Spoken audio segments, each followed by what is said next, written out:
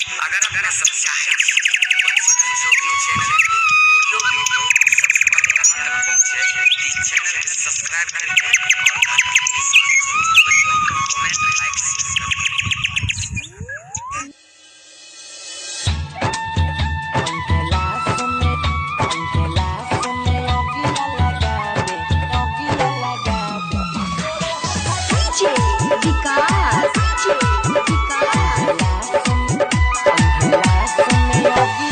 जहिया तू जइभी ससुरा जान हम मरवाऊगे। जहिया तू जइभी ससुरा जान हम मरवाऊगे। पहला समय अगिया लगाबे तोरे हाथ जरवाऊगे। पहला समय अगिया लगाबे तोरे हाथ जरवाऊगे।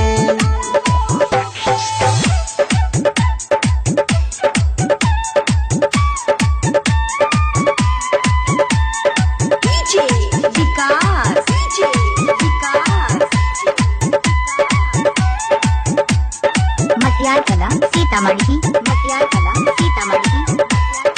Present by Neeraj Diwansh Latauna. अभी आप सुन रहे हैं बंसीधर चौधरी को। तू ही छी मोर जान गे, तू ही छी पहरान गे। धड़कत हमर दिलवा के तू छहिया रहमान गे।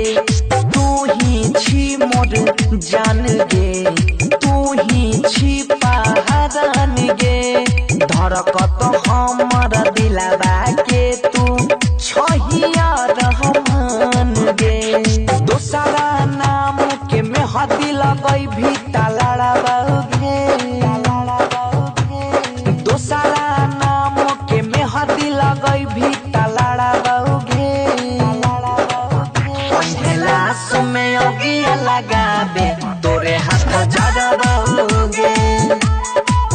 पहला समय अगिया लगाबे तोरे हाथ जरवाऊगे।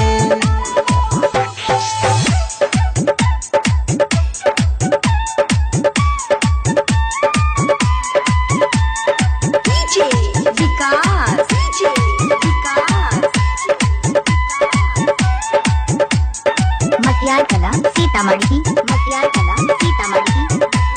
Present by Neeraj Diwansh Latauna. हमारा से मुँह नहीं मोर गे, बिचो रहिया में नहीं छोड़ गे। तोरे वियोग में बहई जानू अखिया से लोर गे। हमारा से मुँह नहीं मोर गे, बिचो रहिया में नहीं छोड़ गे। तोरे वियोग में बहई जानू अखिया से लोर गे। दिलही जखम मर हमसे केना भरवाओगे। दिलही जखम मर हम